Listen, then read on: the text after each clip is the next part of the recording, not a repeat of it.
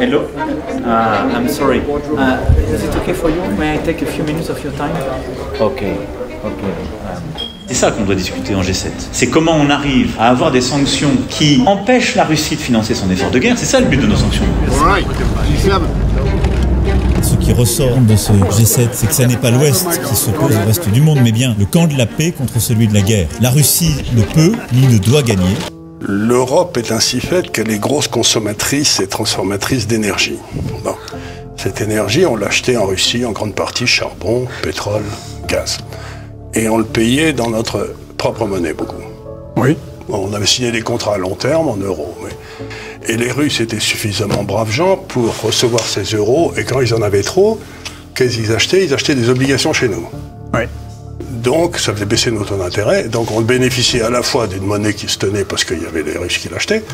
Et puis, de l'autre côté, les taux d'intérêt étaient plus bas qu'ils ne devaient être. Donc, c'était gagnant-gagnant. Et puis, on a décidé qu'on n'aimait pas les Russes.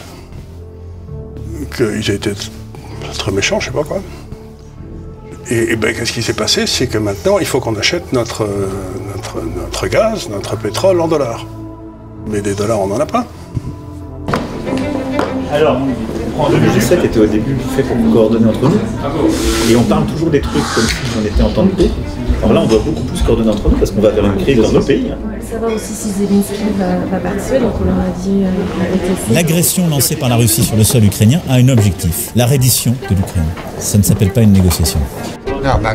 Et donc nous continuerons de sanctionner la Russie, nous continuerons de soutenir l'Ukraine et son peuple pour obtenir soit une victoire complète de l'Ukraine, soit la possibilité de mener la négociation qui sera la leur.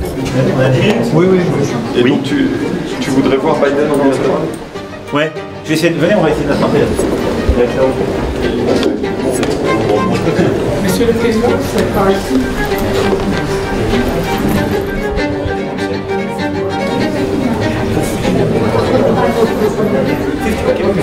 La difficulté qu'on a tous, c'est les prix du pétrole. Et c'est là où ce G7 est aussi très important pour nos vies et nos sociétés. C'est que les Américains, comme nous tous, on voit les prix du pétrole qui montent. On n'a pas les volumes pour acheter à l'extérieur, donc on va se trouver devant un double problème en Europe. On va devenir sans aucun doute le plus gros importateur en dollars de pétrole du monde. Pétrole en dollars, et donc il va falloir acheter ces dollars. Donc si vous achetez plein de dollars, eh bien, ils baissent. Non, vous ne croyez pas?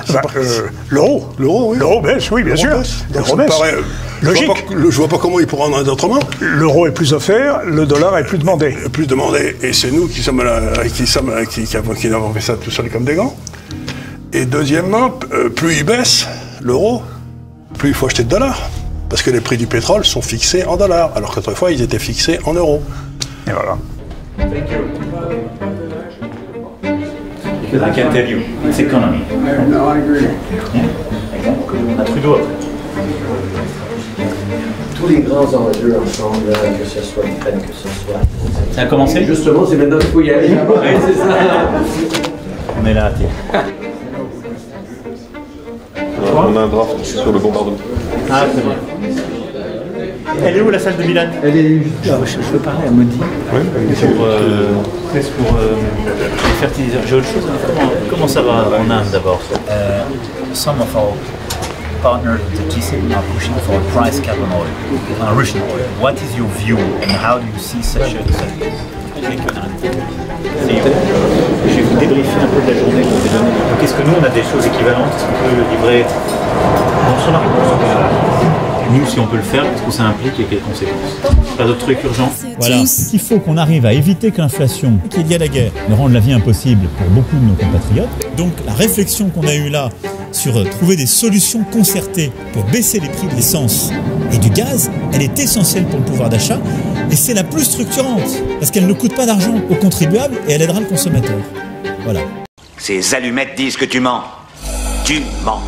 Notre pays, notre continent ont été soumis d'abord à une hausse des prix de l'énergie, situation qui a été ensuite aggravée par la guerre lancée par la Russie en Ukraine.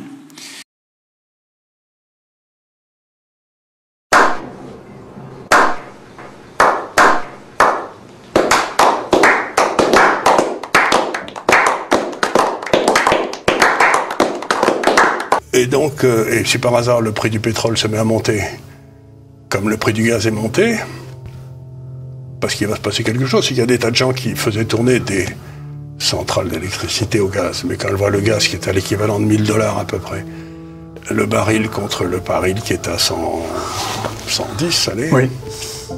ben, il y a peut-être des gros malins qui vont essayer de passer du gaz au pétrole. Oui. Et donc, dès quelque part, au moment où ça va commencer à avoir besoin de chauffer les gens, ben, le pétrole risque de péter à la hausse. Donc on aura non seulement le dollar montera, mais on aura aussi le pétrole qui montera. Donc vous vous rendez compte l'espèce de tapis roulant sur lequel on est.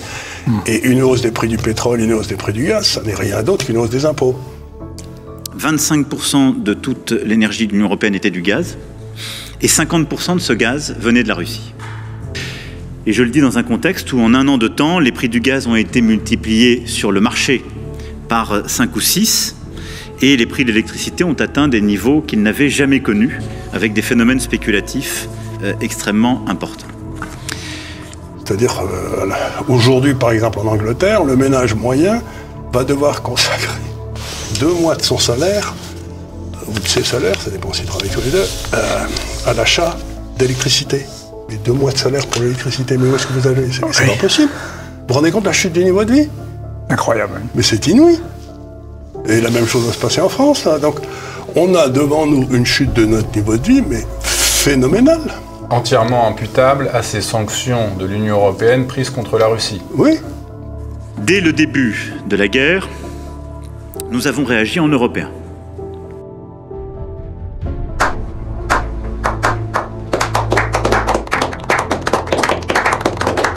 Avec la licence que nous nous sommes accordée de maintenir certaines centrales thermiques que nous voulions fermer en France, et c'est ce que nous avons permis par nos lois.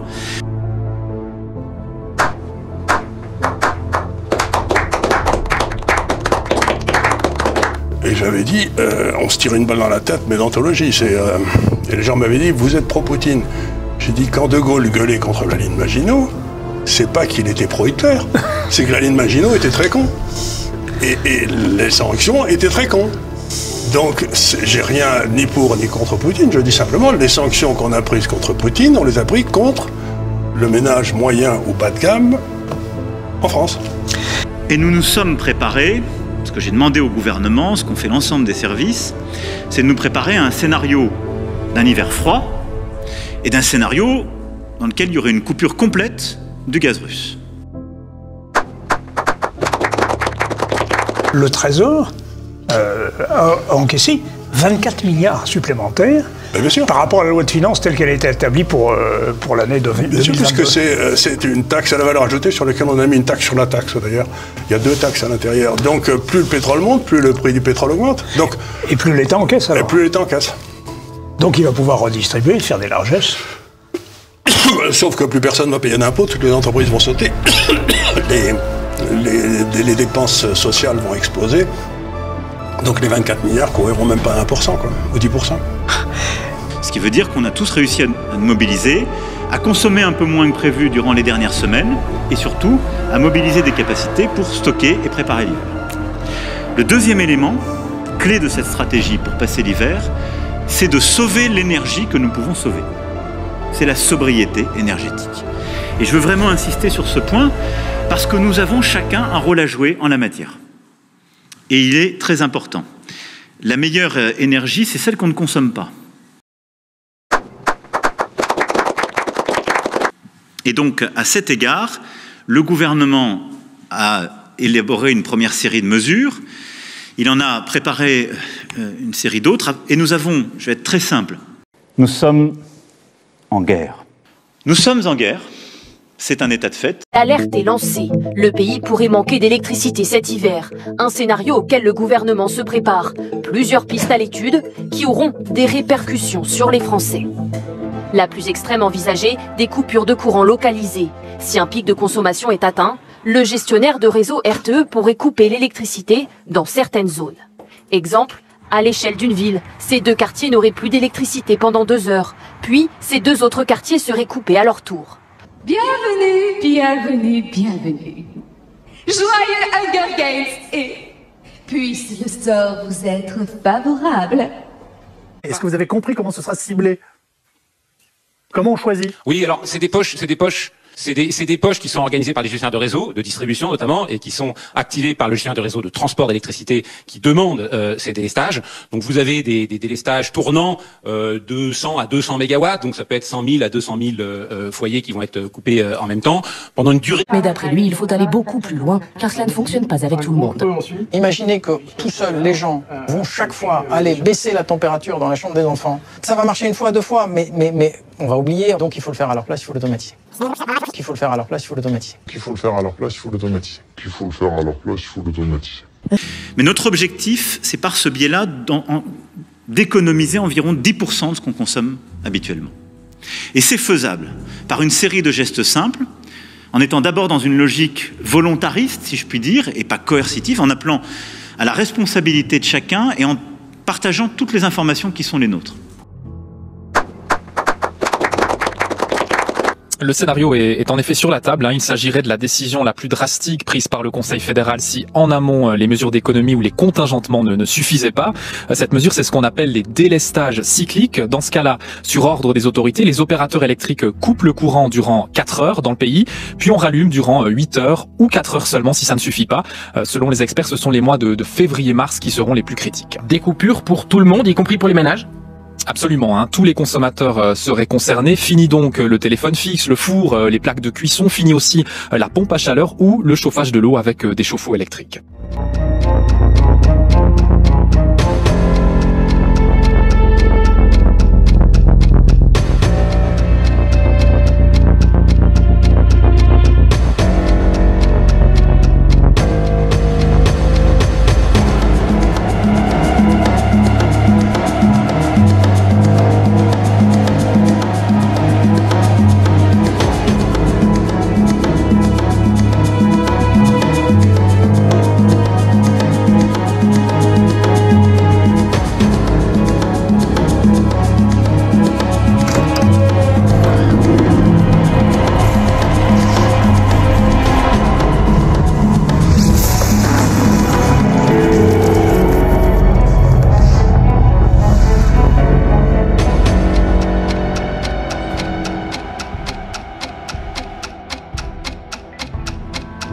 Le gouvernement va décliner secteur par secteur ce plan, mais chacun d'entre vous a son rôle à jouer.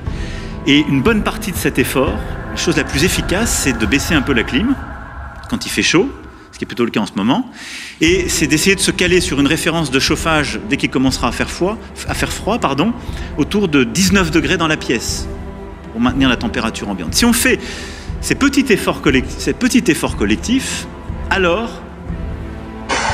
Quel menteur celui-là. T'es vraiment menteur mon gars. T'es un très très gros menteur. Le mensonge, la manipulation, c'est ton arme favorite. Risque de saturation des réseaux mobiles. Cet hiver, en cas de coupure d'électricité, les box internet ne seraient plus alimentées. On risque de couper l'électricité, donc l'alimentation de la box. Donc qu'est-ce qu'on va faire? On va se reporter sur les réseaux mobiles, on va les utiliser en partage de connexion. 95% des communications mobiles sont des appels d'urgence. Pour que le SAMU, la police ou la gendarmerie restent joignables, une solution s'est déjà révélée efficace. Réduire la qualité des vidéos sur Internet. Sans doute faudra-t-il faire, comme en période de Covid, où le ministre de l'économie avait demandé aux grandes plateformes de modérer la manière dont ils encodent leur contenu, dont ils envoient leur trafic sur nos réseaux. Les opérateurs de téléphonie mobile se sont engagés à plus de sobriété. Leurs 53 000 antennes relais consomment chacune l'équivalent de 2 foyers de 4 personnes. Pas de train à quai, faute d'électricité pour les faire avancer. Voilà à quoi pourrait ressembler l'hiver à la SNCF en cas de sévère pénurie d'énergie. Pour moi, ce plan de sobriété, c'est ce qui doit nous éviter d'aller vers quelque chose qui est plus coercitif et qui serait à ce moment-là un plan de sobriété de renforcer, voire de rationnement, et qui évidemment nous protégera in fine des coupures. Ils ne peuvent pas entrer, hein. Ils ne peuvent pas entrer chez nous.